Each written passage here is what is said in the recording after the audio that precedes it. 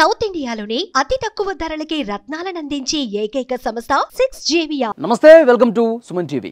ప్రస్తుతం తెలంగాణ రాజకీయాల్లో ఒకటే చర్చ వినిపిస్తూ ఉంది. కాళేశ్వరం ప్రాజెక్టులో అవినీతికి పాల్పడింది గత ప్రభుత్వ పాలకులు. పెద్ద ఎత్తున అవినీతి చేసి 1,00,000 కోట్ల రూపాయలు దోచేశారు. కాళేశ్వరం ప్రాజెక్టుని నాసిరకంగా కట్టారు. కాళేశ్వరం ప్రాజెక్టు కూలిపోవటానికి గత పాలకుల నిర్లక్ష్యమే కారణమని చెప్పి చర్చ జరుగుతోంది. నిన్న అసెంబ్లీలో కూడా అర్ధరాత్రి వరకు దీని మీద డిస్కషన్ జరిగింది. ఈ చర్చ ముగిసే సమయంలో ముఖ్యమంత్రి రేవంత్ రెడ్డి గారు ఒక కీలకమైనటువంటి నిర్ణయం తీసుకున్నారు. ఈ ప్రాజెక్టు అంతరాష్ట్ర ప్రభుత్వాలు అలాగే కొన్ని జాతీయ సంస్థలు కూడా కలిసి ఉన్న నేపథ్యంలో కేంద్ర దర్యాప్తు సంస్థకే దీన్ని అప్పగించాలి ఈ విచారణ అని చెప్పి ఒక నిర్ణయం తీసుకున్నారు. శాసనసభ కాళేశ్వరం ప్రాజెక్టు అవకతవకలకు సంబంధించి సిబిఐకి విచారణకు అప్పగిస్తూ శాసనసభ నిర్ణయం తీసుకుంది. అదే వార్తని ఇక్కడ మనం చూస్తున్నాం. ప్రాజెక్టుపై విచారణ కేంద్ర దర్యాప్తు సంస్థకు అప్పగిస్తూ శాసనసభ నిర్ణయం. రీడిజైన్ పేరుతో కేసీఆర్ 1,00,000 కోట్లు కొల్లగొట్టారు ముఖ్యమంత్రి రేవంత్ రెడ్డి. 8B 8C నోటీసులపై కేసీఆర్ హరీష్ రావులది వితండవాదమని ధ్వజం. అర్ధరాత్రి దాటాక సాగిన సభ సీఎం ప్రకటన అనంతరం నిరవధికంగా వాయిదా పడింది. నిన్న చాలా హాట్ డిస్కషన్స్ తెలంగాణ శాసనసభలో జరిగింది. కాళేశ్వరం ప్రాజెక్టు అవినీతికి సంబంధించి కాళేశ్వరం ప్రాజెక్టు మీద జస్టిస్ PC ఘోష్ నివేదిక ఏదైతే ఇచ్చారో ఆ నివేదిక మీద చాలా స్పష్టంగా నిన్న అర్ధరాత్రి వరకు కూడా చర్చ జరిగింది. ఒకవైపు ప్రభుత్వం ప్రశ్నలు లేవనెత్తడం, దానికి ప్రతిపక్ష బీఆర్ఎస్ సమాధానాలు చెప్పడం, చాలా సందర్భాల్లో కూడా ప్రతిపక్షం అలాగే ప్రభుత్వం రెండూ కూడా చాలా సీరియస్గా వాదోపవాదాలు చేసుకుంటూ వాడివేడిగా చర్చ జరిగింది.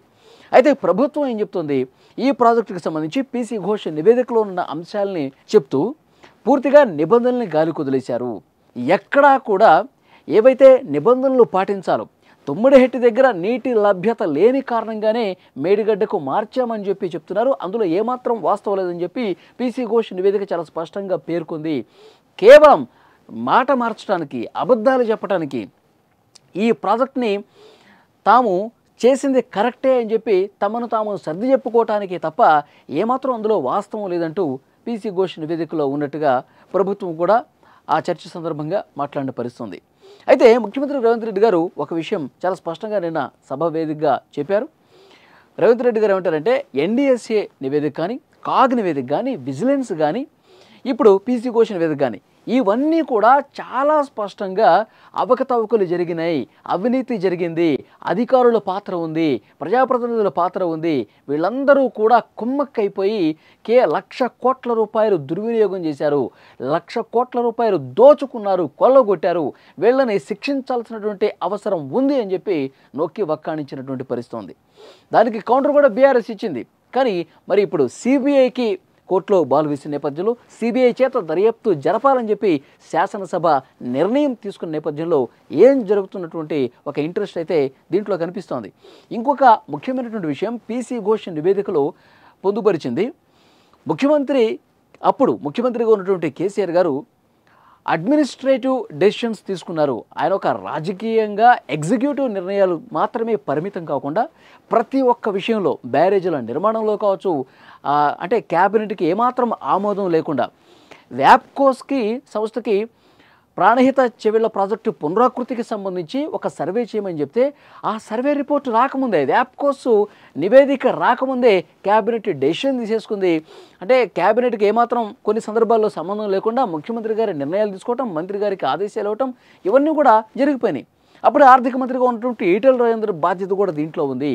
హరీష్ రావు, ఈటెల రాజేందర్, అప్పుడు ముఖ్యమంత్రిగా ఉన్నటువంటి కేసీఆర్, వీళ్ళందరూ కూడా తమ సొంత నిర్ణయాలు తీసుకుని క్యాబినెట్కి ఏమాత్రం అప్రూవల్ లేకుండా, క్యాబినెట్ ఆమోదం లేకుండా ఇష్టం వచ్చినట్టుగా నిర్ణయాలు తీసుకుని అధికారులు తీసుకున్నటువంటి నిర్ణయాల్లో కూడా వాళ్ళు చొరబడి ఇష్టం వచ్చినట్టుగా వాళ్ళు చేశారు.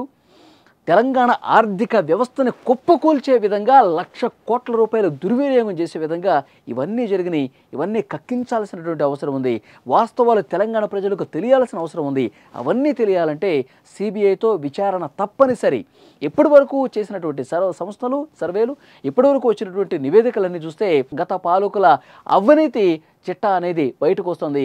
ఇవన్నీ ఆధారాలతో సహా నిజాలు నిగ్గు తేలాలంటే కేంద్ర దర్యాప్తు సంస్థ సిబిఐతో విచారణ జరపాలని చెప్పి శాసనసభ నిర్ణయం తీసుకుంది. మరి సిబిఐ ఏ మేరకు దీన్ని అంగీకరిస్తుంది, ఈ సిబిఐ విచారణ ఎప్పుడు స్టార్ట్ అవుతుంది, ఆ సిబిఐ ఒకవేళ విచారణ చేస్తే ఎన్ని రోజుల్లోగా ఆ నివేదిక వస్తుంది, ఆ విచారణ రిపోర్ట్ వస్తుంది, ఆ తర్వాత పరిణామాలు ఏ విధంగా ఉంటాయనేది కూడా ఆసక్తికరంగా మారిన పరిస్థితుంది.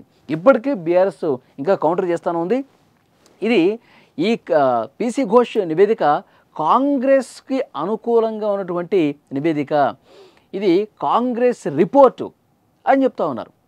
కాంగ్రెస్ తన మనసులో ఏదుందో అది ప్రతిబింబించే విధంగా, కేసీఆర్ని ఇరుకున పెట్టే విధంగా రిపోర్టు తయారు చేయమని చెప్పారు. అదేవిధంగా పీసీ ఘోష్ నివేదిక ఇచ్చినట్టు ఉంది. కానీ ఇది వాస్తవం కాదని చెప్పి బీఆర్ఎస్ కౌంటర్ కూడా ఇస్తోంది.